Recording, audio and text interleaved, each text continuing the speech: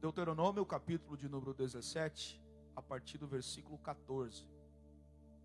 Eu quero ler com vocês dois textos, dois livros. O primeiro deles em Deuteronômio, capítulo 17, e o segundo em Eclesiastes, capítulo de número 12. Amém?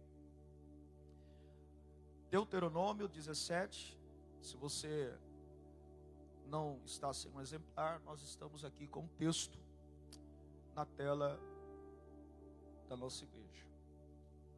Versículo 14 de Deuteronômio diz assim: quando entrares na terra que te dá o Senhor teu Deus, e a possuíres, e nela habitares, e disseres: porei sobre mim um rei, assim como tem todas as nações que estão em redor de mim. Porás certamente sobre ti como rei aquele que escolher o Senhor teu Deus. Dentre teus irmãos porás rei sobre ti.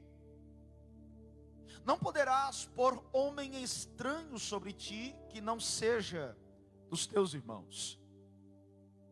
Porém, atente-se aqui, igreja. Porém, não multiplicará para si cavalos, nem fará voltar o povo ao Egito para multiplicar cavalos.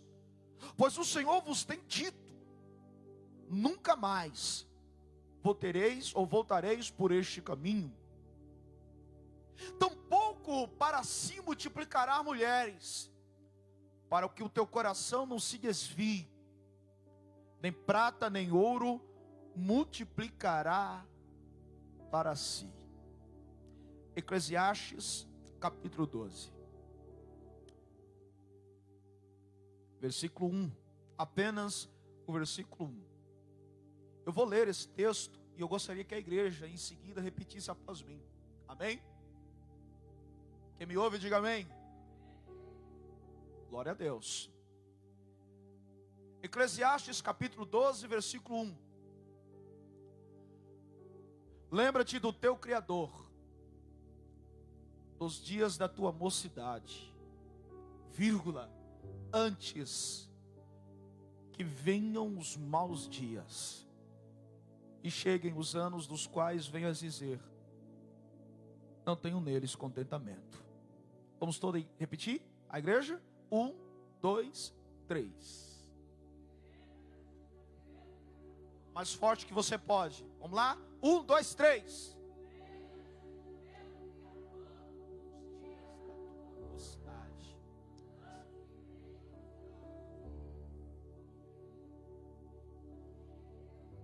Aleluia.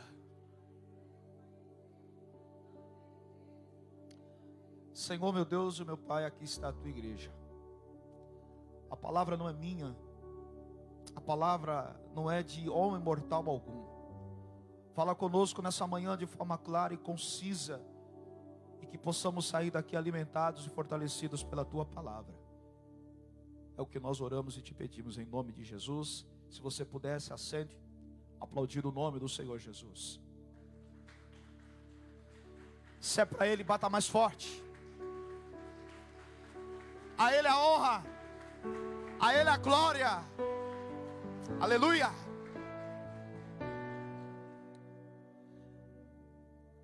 Meus amados irmãos, o texto de Deuteronômio, capítulo 17, que nós acabamos de ler, revela uma das profecias que Moisés, inspirado pelo Espírito de Deus, profetizou antes do povo entrar na terra prometida. Moisés é o grande líder dessa nação. E é preciso que você entenda que essa geração de Deuteronômio, cuja qual Moisés está lançando a profecia que nós acabamos de ler, não é a mesma geração que saiu do Egito. A geração do Êxodo não é a mesma geração de Deuteronômio. ainda que se trate do mesmo povo. A geração do Êxodo, que sai da terra da escravidão, que sai do Egito, era uma geração obstinada, era uma geração cujo slogan, o emblema daquele povo era a murmuração. E é claro que todos nós entendemos que a murmuração, ela é nociva à fé. Todos nós sabemos que a murmuração faz com que a mão de Deus saia de cima de nós, ou recua, para que nós não venhamos alcançar as promessas de Deus. E eu costumo dizer que o termo murmuração, dentro da língua grega, é um termo conhecido como gonzijo. E gonzijo, traduzido para o português, é a mesma coisa que rosnar. Então a geração do Êxodo, que saiu da terra prometida, é uma geração que rosnava no deserto. E quem aqui tem um cão ou tem um cachorro sabe que se você ficar sem dar um alimento para ele, a ração dele durante o dia todo, e você for dar a ele no fim do dia, você vai ver que aquele cão vai devorar aquela ração. E se você tentar tirar a ração daquele cão, ele vai rosnar. E normalmente quando um cão rosna, duas coisas acontecem. Primeiro, ele mostra os dentes. Segundo, ele te morde.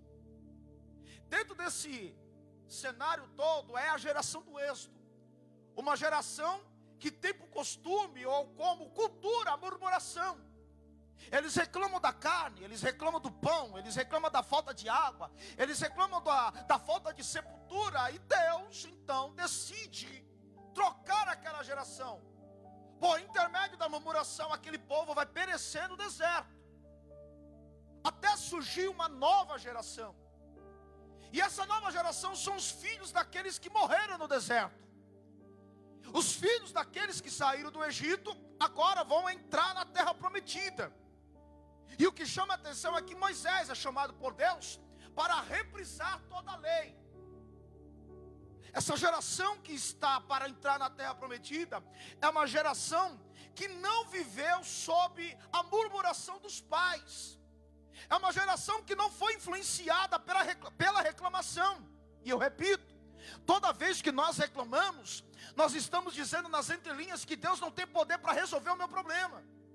Quando eu murmuro como aquela geração do Êxodo, eu estou dizendo para Deus que Deus não tem poder. Assim como sustentou 400 anos o povo na terra de Gósen, como que não poderia sustentar aquele povo no deserto? Então eu quero deixar um conselho. Quem reclama está dizendo para Deus, nas entrelinhas, que Deus não tem poder para resolver, entrar em cena e resolver o seu problema. E por causa da murmuração, da reclamação, Deus permite que aquela geração do Êxodo venha morrer no deserto. E a nova geração, que é a geração de Deuteronômio, vai ouvir de Moisés as orientações. Para quem não sabe, o termo Deuteronômio quer dizer repetição da lei, ou reprise da lei. É como se Deus chamasse Moisés mais uma vez e dissesse: Moisés, eu quero que você pegue essa nova geração que não teve o contato com a lei que eu te dei lá no Monte Sinai, e reprisa para eles, para que eles tenham ciência de como que funcionam as minhas regras. Então Deus vai inspirar Moisés a escrever o livro de Deuteronômio. E o livro de Deuteronômio nada mais é do que um livro contendo os discursos de Moisés para uma geração nova, para uma geração que está com a mente fresca, para uma geração que está com a mente aberta para receber o novo de Deus. Porque preste bem atenção, gente, coisa dura você lidar com mentes retrógradas, coisa dura você lidar com mentes que não estão abertas ao novo, que não estão abertas ao conhecimento, claro, sem abrir mão dos marcos antigos. Essa geração de Deuteronômio é uma geração que quer aprender, é uma geração que está apta para absorver o discurso de Moisés. E o que chama a atenção é que na tentação de Jesus, ao defender-se das tentações de Satanás, o próprio Filho de Deus usa o livro de Deuteronômio para se defender e se preservar das tentações.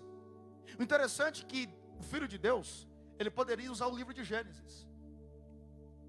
O Filho de Deus poderia usar para se defender de Satanás o livro de Levítico, o código de regras dos judeus. Mas não, o próprio Filho de Deus, nas 3 investidas de Satanás, usa o livro de Deuteronômio para se defender. Quando Satanás se aproxima e olha para Jesus e diz: se tu és o Filho de Deus, transforma essas pedras em pães. Jesus usa Deuteronômio capítulo 8. Nem só de pão viverá o homem, mas de toda palavra que sair da boca de Deus. Quando o diabo leva Jesus ao alto do pináculo e pede para que ele lance-te, porque está escrito lá no Salmos 91 que ele iria enviar anjos para socorrer, Jesus se defende usando Deuteronômio: para trás de mim, Satanás, porque ao Senhor, somente a Ele adorarás. Deuteronômio 6. Então Jesus usa o livro de Deuteronômio. O que chama atenção é por que ele usou o livro de Deuteronômio. E aí você vai passar a entender que Jesus usa uma geração nova para combater as velhas artimanhas de Satanás. Deus usa um novo para rebater velhas artimanhas e tentações do diabo. Porque não dá para enfrentar o diabo com as velhas artimanhas, com as velhas armas. Nós precisamos de armas novas. Quando Moisés está discursando para essa nova geração, ele repete toda a lei. E aqui, no capítulo 17 de Deuteronômio, ele lança uma profecia. Eu não preciso dizer que toda profecia alcança 3 áreas da sua vida, ou 3 tempos da sua vida. Quem aqui tem uma promessa que está para se cumprir? Vamos lá, gente. Quem debaixo desse teto há uma profecia que ainda não se cumpriu? Eu preciso que você entenda que toda promessa de Deus, toda profecia, alcança 3 áreas da sua vida: o seu tempo presente, um futuro próximo e um futuro distante. Deus pode falar com você aqui hoje e cumprir hoje o que Ele tem te prometido. Mas Ele também pode falar com você hoje e cumprir daqui a alguns dias. E Ele também pode falar com você hoje e se cumprir daqui a algum tempo. Então levante suas mãos aos céus. Todos aqueles que têm promessa estão dentro do tempo de Deus. Preste bem atenção. Há na Bíblia, quando fala de tempo, há 2 termos: o Cromos e o Kairos. Quando eu falo de tempo, Cromos, eu estou falando do nosso tempo. Agora é o dia 3 de maio, às 9h55. Isso é Cromos, tempo humano. Mas quando eu falo de Kairos, eu estou falando de tempo de Deus. E Deus, olha que coisa irônica, Deus não tem tempo. Deus não possui relógio. O próprio apóstolo Pedro vai dizer que para Deus um dia é como 1000 anos, e 1000 anos como um dia. Então quem precisa de relógio somos nós, não é Deus. Só que toda promessa de Deus, quando Deus fala, quando Deus ele te promete, lá no tempo Kairos de Deus, a palavra já está revelada. Basta chegar o tempo do Cromos. Escute o que eu vou lhe dizer mais uma vez, por favor, levante suas mãos. Toda promessa de Deus já foi liberada do trono, já foi liberada do Kairos, mas precisa que ela entre no nosso Cromos, no nosso tempo, para que possamos receber de Deus. Eu quero te dizer uma coisa: toda aprovação é prelúdio de que o tempo da promessa está para se cumprir. Como eu disse, toda profecia alcança o tempo presente, futuro próximo e o futuro distante. E qual era o conteúdo da profecia de Moisés em Deuteronômio 17? Moisés, ele vai passar essa instrução baseado numa revelação que Deus deu a ele. E qual foi a revelação que Deus deu a Moisés? Deus revelou a Moisés que quando o povo entrasse na terra prometida, o povo iria abrir mão do seu governo para querer ser governado por homens. E Deus, que enxerga todas as coisas antes delas acontecerem, eu disse que Deus enxerga todas as coisas antes dela acontecer.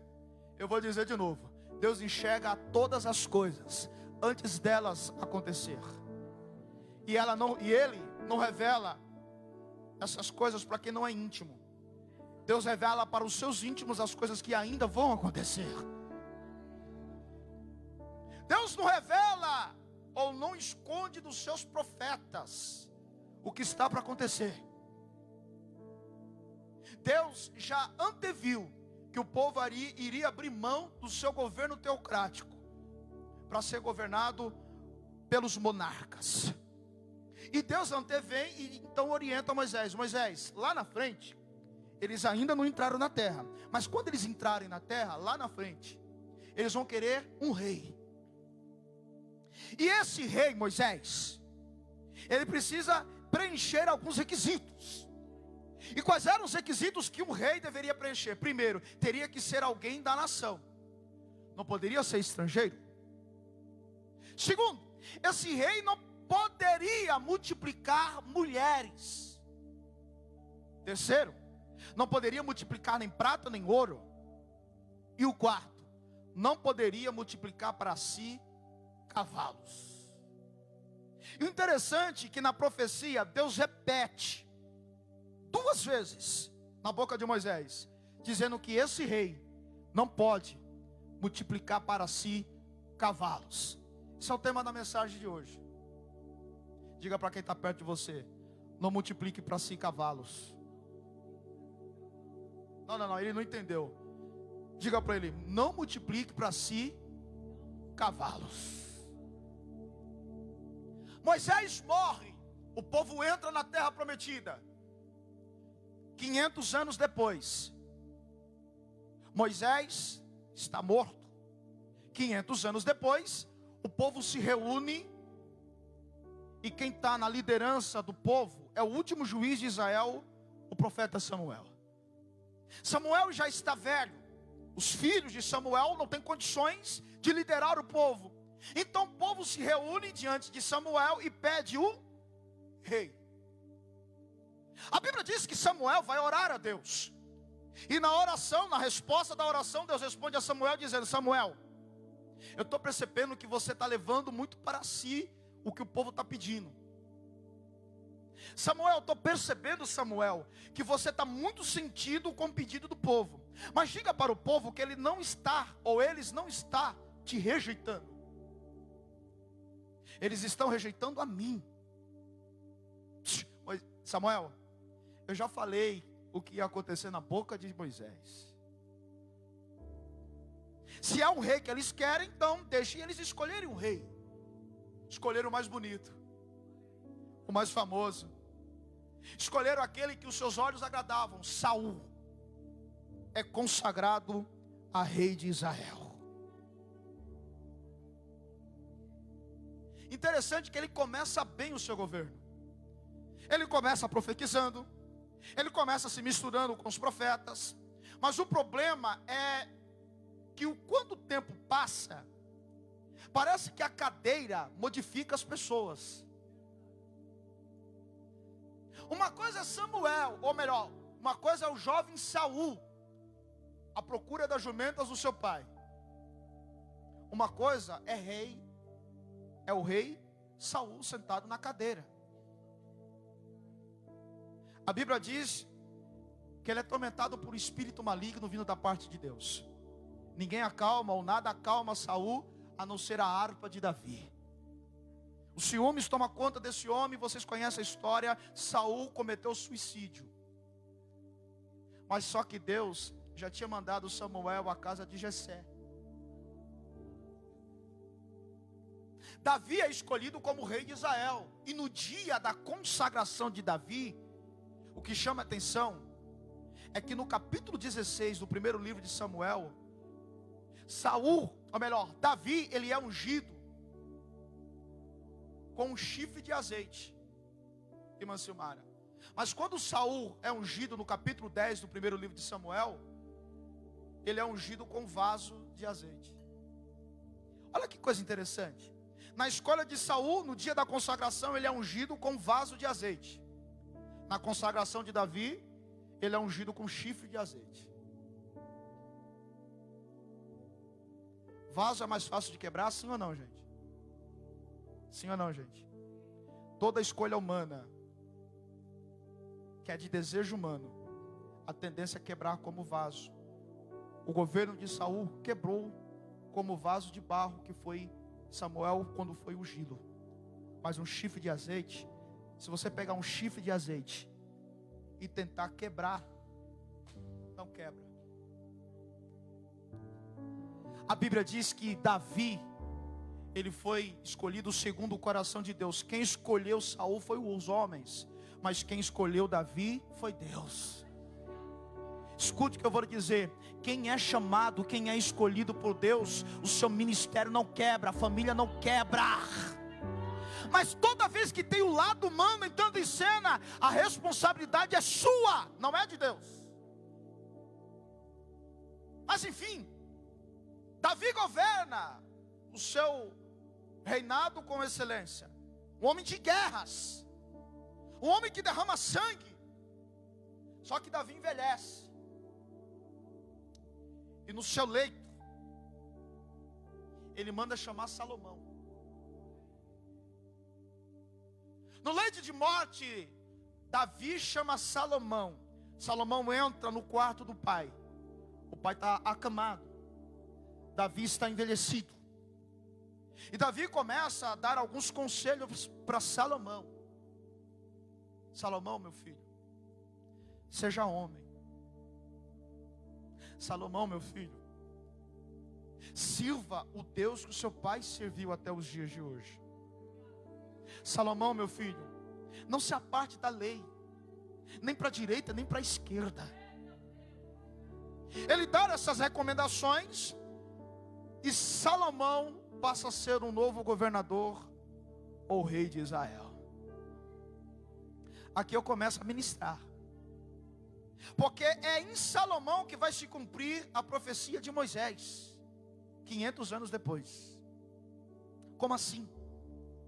A vida de Salomão, ela pode ser dividida em 3 partes. Quantas partes eu disse? Quantas eu disse? 3 partes. A primeira parte, ou a primeira fase do governo de Salomão, a Bíblia o descreve como jovem.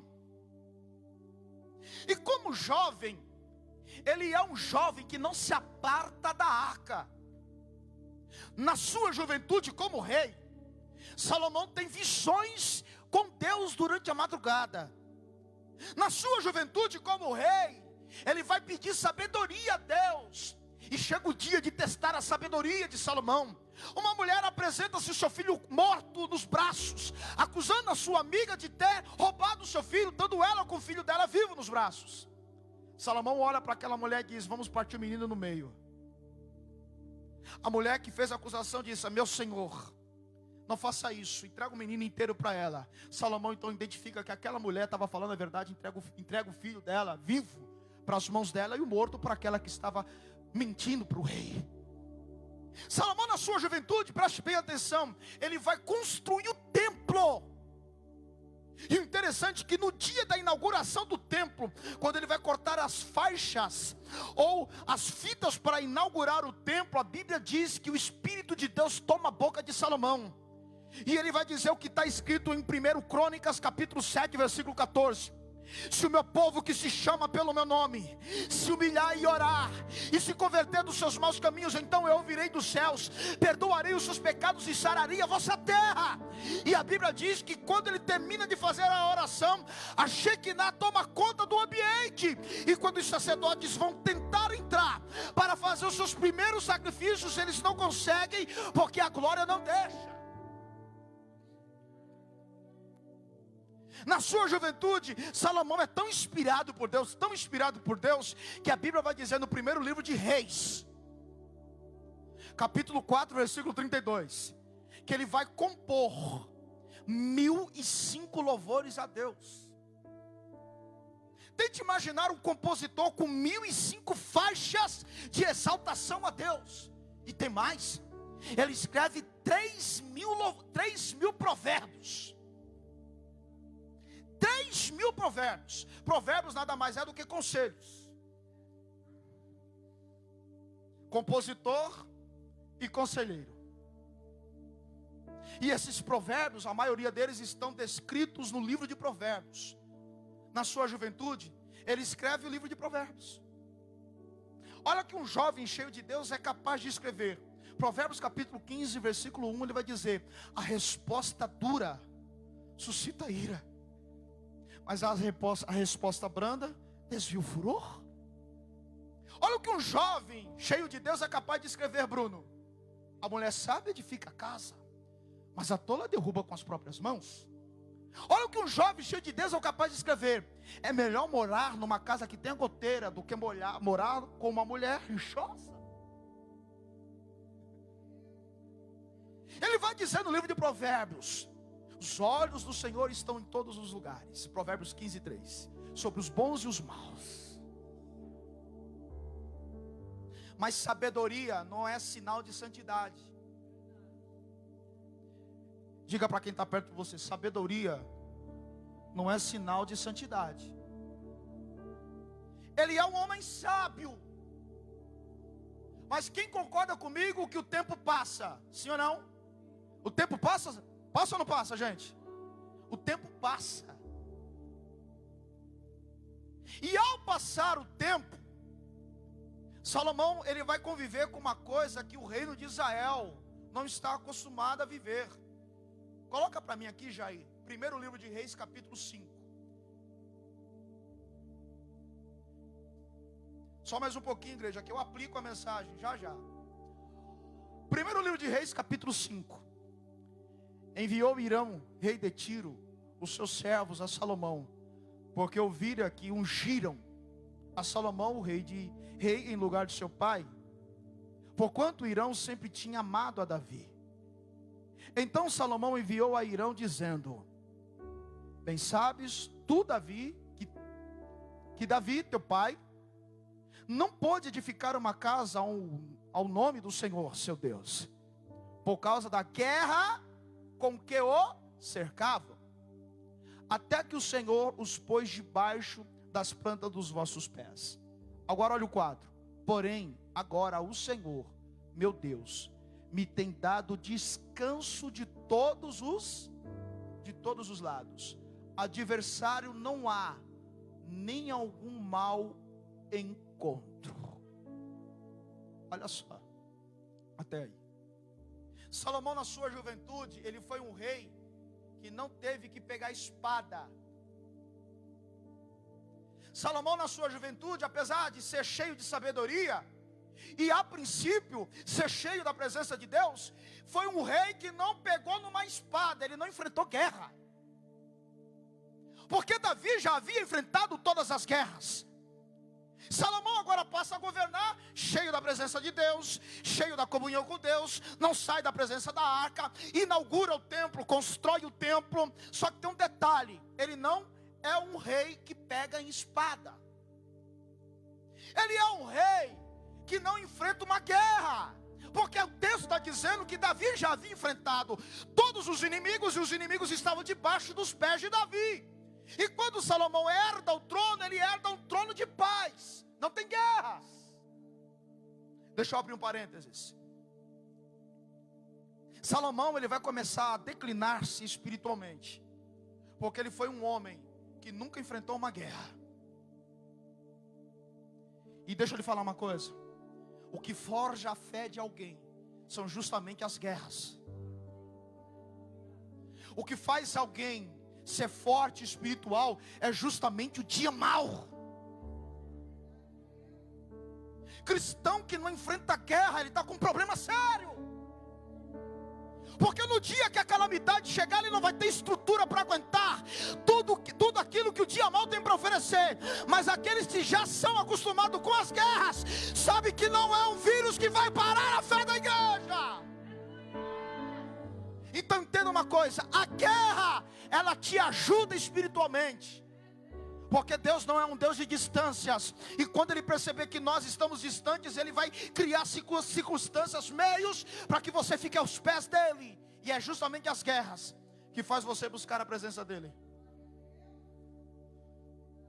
Ele era um jovem, escreve provérbios, não sai da presença da arca, inaugura o templo, só que não vive em guerras, não tem guerras. E já é dito que mente vazia é a oficina do diabo. Diga comigo, o tempo passa. Vamos lá, o tempo. Salomão, ele deixa de ser jovem. Entra a segunda fase do rei de Israel. Salomão agora é um homem viril. É um homem que preenche todos os recantos da palavra chamada masculinidade. Salomão agora está estabelecido como rei de Israel, rico, formoso à vista, cheio de sabedoria e cheio de súdito aos seus pés. Ele é um rei poderoso ao ponto de atrair reis vizinhos para admirar e adorar a riqueza de Salomão. Quem se lembra da rainha de Sabá, que saiu da Etiópia, atravessou o continente para adorar a riqueza de Salomão? Isso traz um orgulho, uma soberba. E é nessa fase que Salomão, ele vai se tornar um homem descontrolado na área sexual. Porque o texto diz que ele teve 700 casamentos e 300 amantes. Era um homem que não se contentava com uma mulher só. Era um homem que, claro, a maioria desses casamentos eram arranjos políticos. A maioria desses casamentos foi que ele, casando-se com uma princesa, ele manteria paz com o pai dela, que era o rei daquela fronteira. Então ele não tinha guerra. Como que ele fazia para não ter guerra? Se casando com mulheres ímpias. Só que ao se casar com mulheres ímpias, essas mulheres traziam para o seu governo os deuses dos seus países. A Bíblia diz, chega a declarar que Salomão tem um pecado habitual. E qual era o pecado habitual de Salomão? À tarde ele adorava a Deus, e à noite iriam para as escuras adorar Baal das suas esposas. A Bíblia chega a declarar no primeiro livro de Reis, capítulo 11, que o coração de Deus já não era mais com o coração de Salomão. Salomão está desviado. E nessa loucura, nessa ânsia de quanto mais mulher, melhor, a Bíblia chega a declarar que ele escreve um romance. É nessa fase que ele escreve o livro de Cantares de Salomão. O que chama a atenção é que o livro de Cantares de Salomão é justamente um livro em que exemplifica o amor de Deus para a sua igreja, para a sua noiva. Tipifica o amor de um homem para com uma mulher. Só que o livro de Cantares também revela o que está por trás de uma mente sádica, de uma mente deturbada. Porque quando ele vai escrever Cantares, ele vai falar de uma paixão que ele tem por uma mulher, que a Bíblia chama ela de Sulamita. E ele é tão apaixonado por essa mulher que quando você ler o capítulo 7 de Cantares, se você não tiver cuidado, você terá a sensação de estar lendo um conto erótico. Porque ele vai falar das partes íntimas da Sulamita. Ele vai falar o que ele faria com elas. Na verdade, a Bíblia revela o que está por trás de uma mente desviada. Quem concorda comigo que o tempo passa? Sim ou não? O tempo passa, sim ou não? O tempo passa. As mulheres já não estão mais do lado de Salomão. Até porque ele é um velho, senhor de idade. Eu fico imaginando que nessa altura da vida, na terceira fase de Salomão, o cabelo dele é grisalho, bengalinha. A formosura à vista agora vai dar lugar às rugas. Todos estão distantes de Salomão, porque quem quer ficar perto de um idoso que não tem nada para oferecer? As únicas coisas que sobraram para Salomão foi a riqueza e a sabedoria, porque o resto ele perdeu. E a principal coisa que Salomão perdeu foi a presença de Deus. Na juventude ele tinha presença, mas na velhice ele faz de tudo para ter a presença de volta. E aqui ele escreve o livro de Eclesiastes. Ele começa o livro de Eclesiastes, se você pegar o capítulo 1, versículo 2, olha como ele começa o livro: vaidade de vaidade. tudo é vaidade. E a palavra vaidade aqui não tem nada a ver com estética. A palavra vaidade aqui tem um sentido de inutilidade. É como se ele estivesse dizendo: quantas coisas inúteis eu fiz, que me levaram à presença de Deus. Tudo é vaidade. E a partir de então ele começa a descrever, ele começa a colocar na ponta do lápis e escrever no papel quantas coisas ele fez para readquirir a presença de Deus que ele tinha quando ele era jovem. Se você pegar o livro de Eclesiastes, você vai ver que ele tentou plantar uma vinha ao redor do palácio e tirar da vinha o seu melhor vinho. Só que o melhor vinho da vinha dele não enchia o coração dele. A Bíblia diz que ele contrata músicos. Ele se assenta no trono, na sala do trono, e pede para os músicos tocarem e cantarem músicas, para ver se ele se alegra, para ver se a presença volta. E o louvor e a música dos músicos não traz a presença de Deus para o coração vazio de Salomão. A Bíblia ainda declara que ele faz arquiteturas, ele planeja prédios, ele constrói casas, ele constrói palácios, para ver se o resultado daquilo que as suas mãos faziam trazia a presença de Deus de volta, e não trouxe. Perto de encerrar a carreira, eu imagino que ele está na sacada do seu palácio, olhando os pequenos príncipes cometerem os mesmos erros que ele cometeu no passado. Ele chama esses príncipes, e olha o que Salomão diz: lembra-te do teu Criador nos dias da tua mocidade. Era como se ele estivesse dizendo: eu fui jovem, eu tive as oportunidades de marcar a história de Israel em letras garrafais. Eu tive as oportunidades, mas o trono me roubou a presença, a cadeira me levou à glória, a minha sabedoria me tornou orgulhoso, a minha riqueza atraiu maldição. Aí ele conclui dizendo: lembra-te do teu Criador nos dias da tua mocidade, porque vai chegar dias maus, em que vocês estarão vivendo eles, e vocês dirão: não tenho neles contentamento. Salomão estava alertando que o dia mau chega para qualquer um. Salomão, ao referir-se, lembra-te do teu Senhor no dia da tua mocidade, ele está dizendo: lembra-te do Senhor no dia em que você tiver força, porque ele compara a força com a juventude. E o dia para aproveitarmos a presença do Senhor é o dia que nós estamos com força, porque fracos, ninguém aguenta o dia mau. Sabe por quê que nós ainda estamos de pé? Por causa das reservas. Sabe por que ainda nós estamos aqui cultuando, adorando a Deus?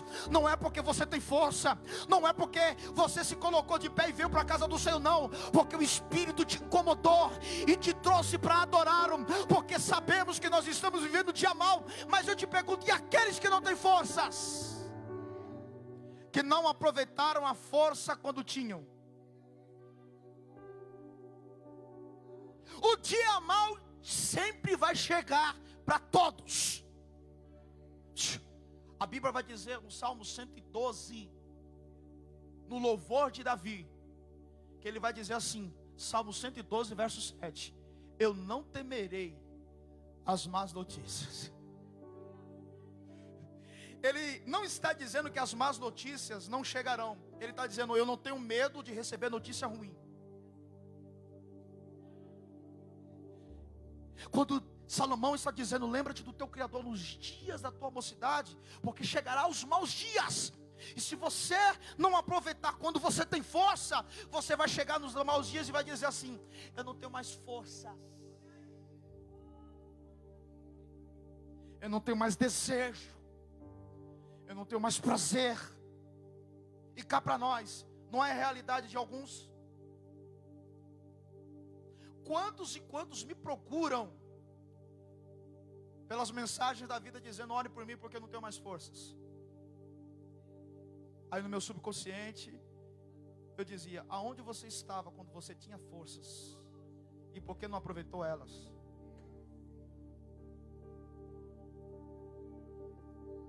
Interessante que Salomão está apelando para a terapia espiritual. Como assim? Salomão está dizendo para os jovens: lembra-te do teu Criador. Ele está apelando para uma terapia espiritual. Hoje você está no dia mal, mas lembra dele. Era como se Salomão estivesse dizendo: olha, você pode estar no pior dia mal da sua vida, mas lembra do Criador. Lembra do que Ele já fez. Vamos ser sinceros, quem entre nós não era para estar aqui? Sim ou não? A doença era para ter te levado, não levou. O desespero já era para ter te arrebatado da presença de Deus, mas não levou. E sabe o que nós estamos fazendo aqui nessa manhã? Mesmo em meio da crise econômica do país, mesmo no meio de uma pandemia, mesmo debaixo de decretos, nós estamos aqui lembrando do Senhor.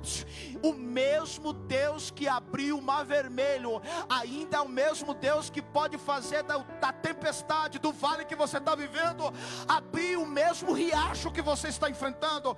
Eu quero lhe dizer uma coisa: o mesmo Deus que fez água de um bloco de pedra sair, jorrar no deserto, é o mesmo Deus que pode te surpreender na crise. Aponta o teu dedo de profeta para alguém e diga: lembra-te dele, porque ele já realizou grandes coisas. A morte era para ter te levado, mas Deus entrou em cena e você está aqui. A tua família era para ser destruída, Deus entrou em cena e você está aqui. A maior evidência que Deus tem um negócio com a gente é a razão de estarmos aqui adorando a Ele. A maior evidência de que Deus não desistiu de você é a razão de você estar aqui de pé adorando com Ele, ou com máscara ou sem máscara, ou enfermo ou não, mas você veio adorar. Levante as suas duas mãos. Você pode adorar a Ele. Recorra às lembranças daquilo que Deus já te fez. Com seus olhos fechados e mãos erguidas aos céus, adore ao Rei dos Reis. Adore a Deus, porque se Ele já fez, Ele não perdeu o poder. Ele pode fazer muito mais por você. Alachei, caladarai, soreba calabadaia.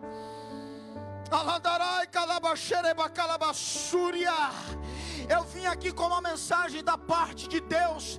O mesmo Deus que operou grandes feitos no passado, Ele permanece o mesmo. O mesmo. Ele chama os príncipes e declara: lembra-te do teu Criador nos dias da tua mocidade. Em outras palavras, Ele está dizendo: não perca as oportunidades que Deus está te dando. Diga para alguém: não perca as oportunidades que Deus está te dando, no dia em que você ainda tem força.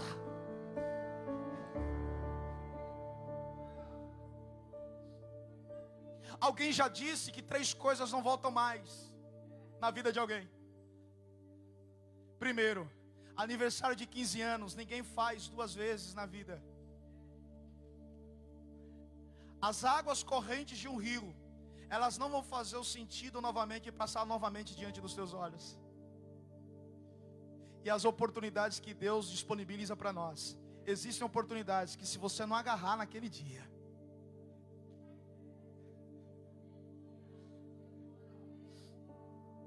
mas quem aqui vai aproveitar as oportunidades? Com a sua cabeça erigida ao céu, diga: Deus, eu não vou perder mais as oportunidades que o Senhor tem me dado.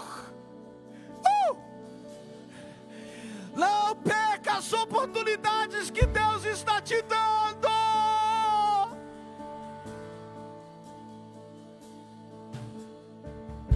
Agora atente-se aqui.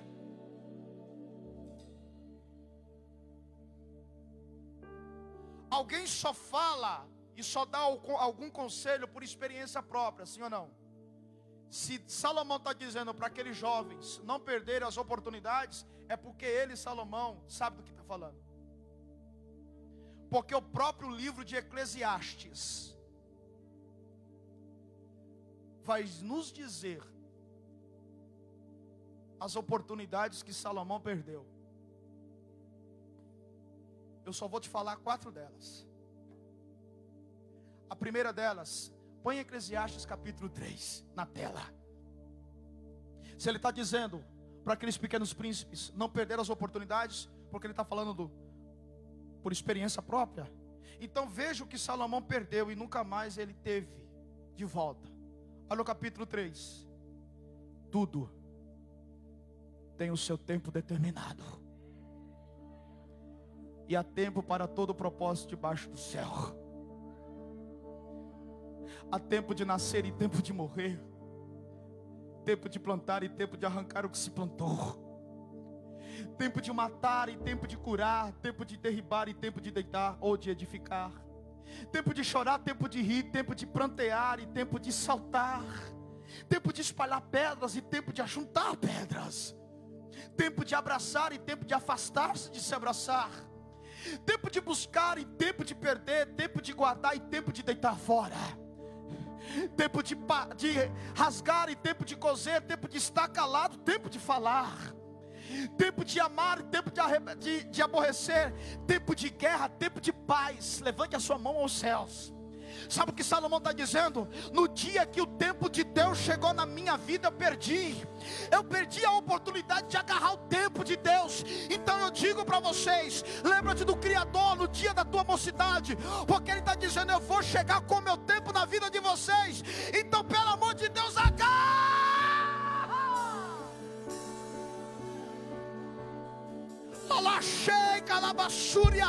Eu estou profetizando nessa manhã para alguém que vai agarrar ao tempo de Deus. Eu estou dizendo para alguém nesta manhã, o meu tempo chegou, o meu tempo chegou, o meu tempo na tua vida chegou.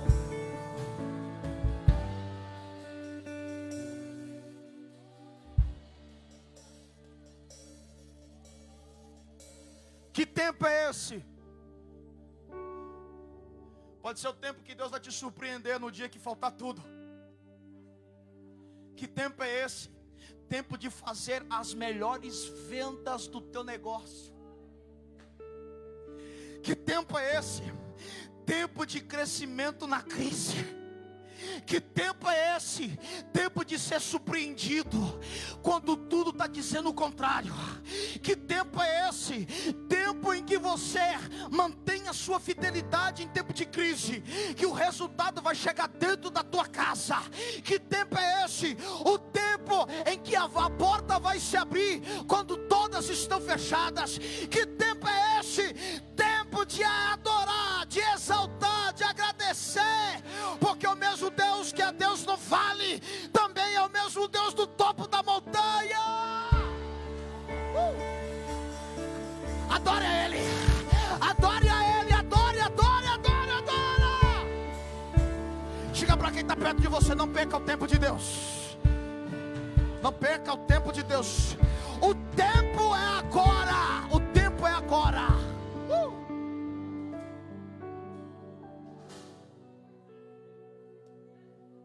Diga para quem está perto de você, o tempo de Deus chegou e é agora.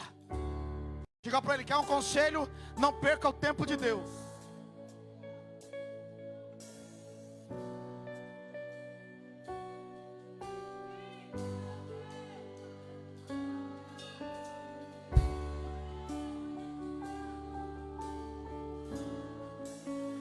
Você consegue se envolver na adoração? Diga para os céus, eu entendi, Jeová, a mensagem. Eu vou sair daqui, eu não vou deixar o tempo passar. Eu vou aproveitar todas as oportunidades. Assim como Deus guardou Israel na terra de Gósen, no momento das pragas do Egito. Deus está te guardando, Deus está te guardando, Deus está te guardando, Deus está está te guardando, Deus está te guardando. Se prepare. Na terra de Gósen não vai faltar pão.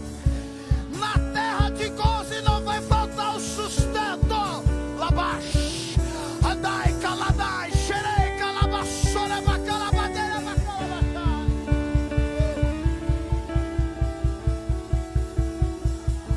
Quem adora comigo? Quem adora? Quem adora? Quem adora? Quem adora? Quem adora?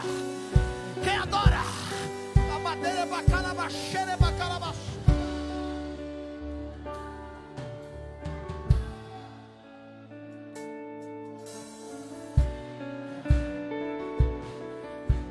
Diga para quem está perto de você: a terra de Gósen não vai ser atingida.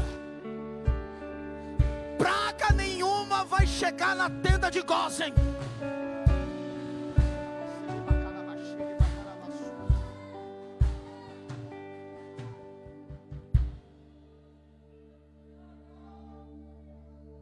O tempo.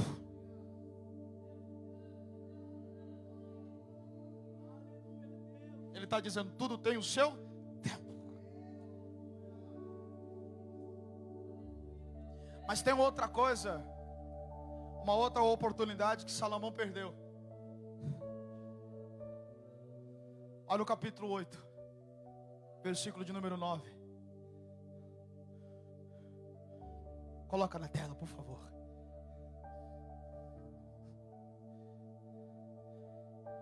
Desculpa, é o capítulo 9, versículo 8. Em todo o tempo. Aqui, ó. Todo o tempo. Sejam alvas as tuas vestes. E nunca falte o óleo sobre a sua cabeça. Levante a sua mão direita aos céus. Salomão estava dizendo para os pequenos príncipes: eu perdi grandes oportunidades para ter as minhas vestes alvas, para ter óleo sobre a cabeça.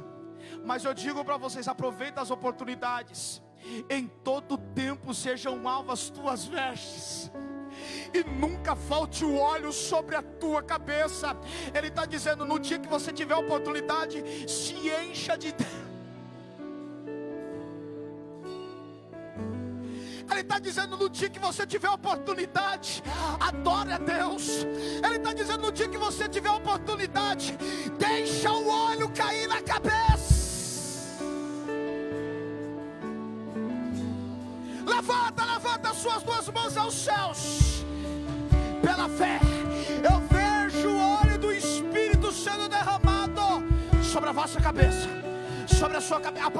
Aproveita que você está na casa do papai. Aproveita que você está diante do Pai.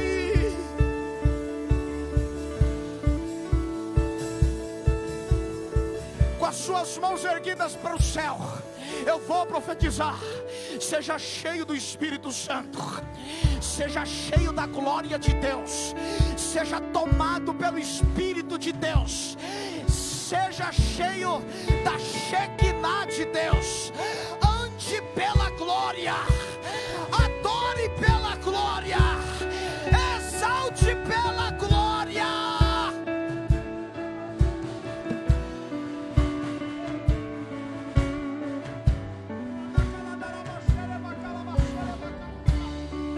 A glória te cura, a glória te coloca de pé.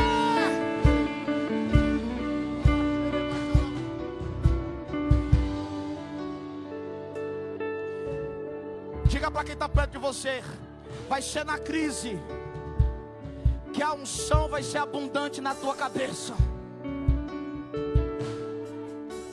Profetiza, diga: não vai faltar unção. Não vai faltar unção.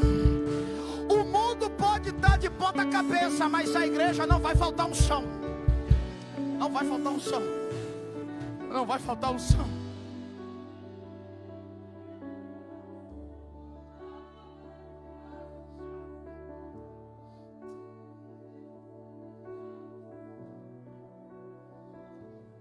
Quer ver uma outra coisa que Salomão perdeu? No mesmo capítulo 9, versículo 10. Olha o que Salomão vai dizer como conselho para quem estava cometendo os mesmos erros que ele cometeu na juventude. Eclesiastes capítulo 9, versículo 10. Capítulo 9, versículo 10. Tudo quanto te vier a mão para fazer, faze-o conforme as tuas forças, porque na sepultura para onde tu vais não há obra nem indústria. Diga para quem está perto de você: aproveita e faz aquilo que Deus mandou você fazer. Isso aqui é muito forte. Deus está convocando os obreiros para a última seara. E deixa eu lhe falar uma coisa antes que você interprete diferente. Quando a Bíblia fala de mão, a Bíblia fala de obras. Como assim? Deus um dia mandou um profeta falar com o rei Asa. Primeiro livro de Crônicas, capítulo 15, versículo 7. E a mensagem do profeta para o rei foi: não desfaleça a obra de suas mãos. Um dia, Jesus aparece para os discípulos, Tomé não está presente, e avisam a Tomé que Jesus ressuscitou. Ele disse: se eu não ver a marca na mão dele, eu não vou crer. Jesus apresenta-se para Tomé e diz assim: Tomé, coloca o dedo. Tem um hino da harpa que nós cantamos assim: posso tendo as mãos vazias, com Jesus eu me encontrar, quantas almas poderia ao Senhor apresentar. O Espírito Santo, Ele está ministrando nossos corações nessa manhã. E Ele está sendo claro: o que você tem para fazer, faça logo.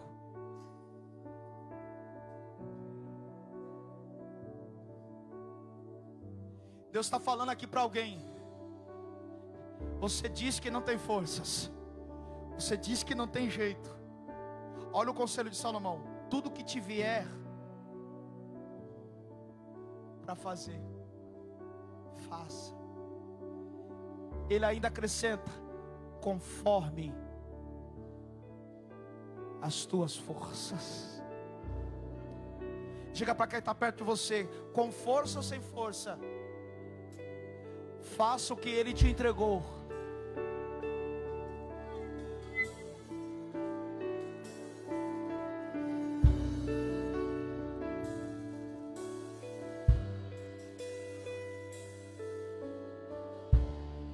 Eu vou te dar um conselho: terminou esse culto, vá fazer logo o que Ele te entregou para fazer. E você vai contar o testemunho aqui. É para terminou o culto, corra lá. Que há muito tempo está nas tuas mãos para você fazer e você ainda não fez. Salomão está dizendo: não perca a oportunidade. Quer ver uma outra coisa que Salomão perdeu e nunca mais voltou para ele? Olha o capítulo 11, versículo 1. Edelso, olha o que Salomão deixou de fazer: lança o teu pão sobre as águas, porque depois de muitos dias o acharás. Salomão estava dizendo assim para aqueles jovens: no dia que eu era para estar diante do rio, para lançar o meu pão, eu estava fazendo outra coisa. Essa crença de lançar o pão sobre as águas vem do Egito. Atende isso aqui. Lá no Egito tem um rio famoso chamado Rio Nilo. Os egípcios acreditam que aquele rio tem poderes espirituais. aquele rio é cultuado como um deus. Acredita-se que se lançar grãos de trigo naquele rio, ou na alta do rio Nilo, quando a maré baixar, a semente germina no solo.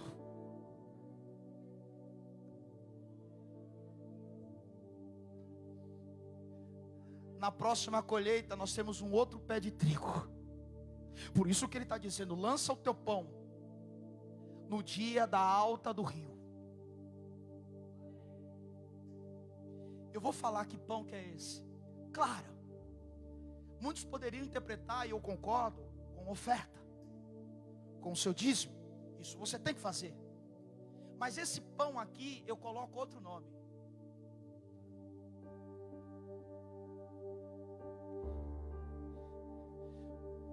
Quando você estiver diante do rio, lança a tua adoração.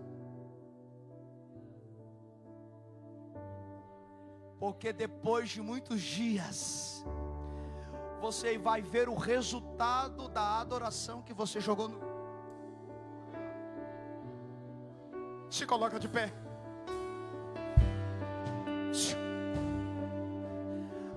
A sua adoração, quando chega no trono, se tem uma coisa que Deus faz você levantar do trono, é a adoração. Quando adoramos aqui ó, quando adoramos aqui, o mundo espiritual interfere no mundo físico. E aquilo que o teu braço não pode fazer, a tua adoração vai na frente abrindo o caminho.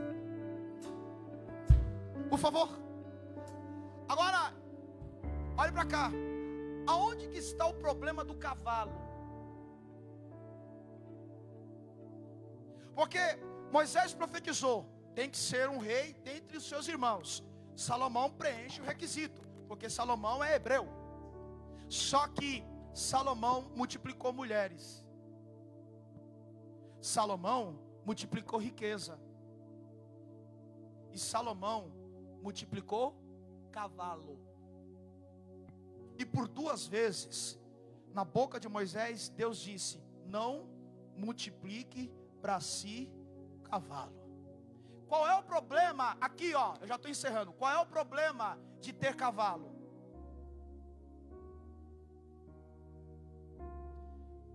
Salomão se orgulhava do seu reino estar em paz por causa da força dos cavalos do seu exército. Salomão teve no seu governo 12.000 cavalos de puro sangue, que só tinha no lugar da terra. Deus, na boca de Moisés, estava dizendo assim: esse rei não pode fazer o povo voltar ao Egito. Só que o cavalo que Salomão queria estava no Egito. Toda vez que ele descia para o Egito, ele voltava com uma mulher diferente e com um cavalo novo. Era mais ou menos assim. Quando perguntavam para Salomão qual era a razão, o sucesso do reinado dele não ter sido um reinado de guerras, ele dizia: a força está nos meus cavalos.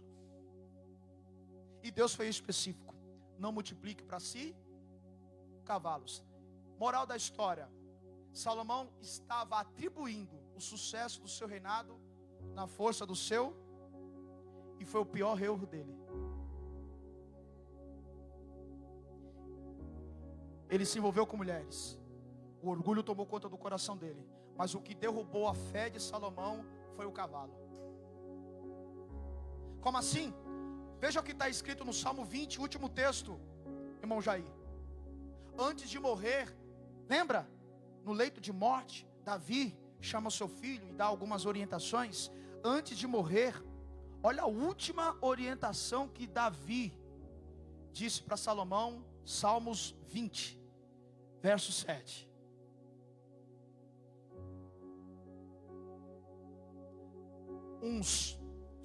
Salomão, vem cá, seja homem, não desvie da lei, siga o Deus que teu pai serviu. Só que tem um problema. uns confiam em carros e outros em cavalos. Mas nós, bata no peito, bata no peito você. Mas nós faremos menção do nome do Senhor, o nosso Deus. A tua força não está no seu cavalo. Eu vou traduzir: não está no recurso que você pode usar. A tua força não está no governo. A tua força não está no Bolsonaro nem no Dória. A tua força não está no líder que você reverencia. A tua força não está no pregador. A tua força vem dele.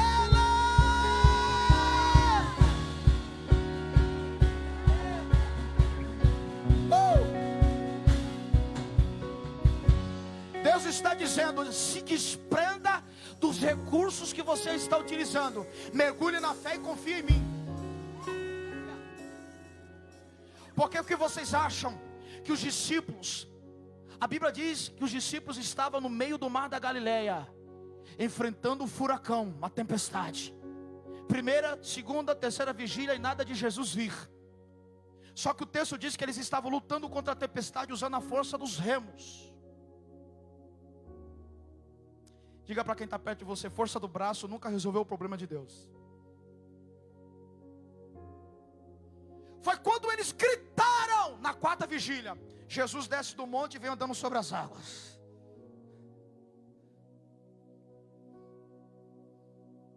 Você escolhe se ele é um fantasma ou se é o Filho de Deus que veio socorrer no seu dia mau. Feche seus olhos. Vamos adorar. Com as suas mãos sobre o teu coração, os seus olhos. O Senhor está dizendo: confia em mim. Confia em mim, que eu farei coisas grandes e ocultas que você não sabe. Nessa sua oração, com as suas mãos sobre o teu coração, orando a Deus, adore junto conosco. Vamos adorar?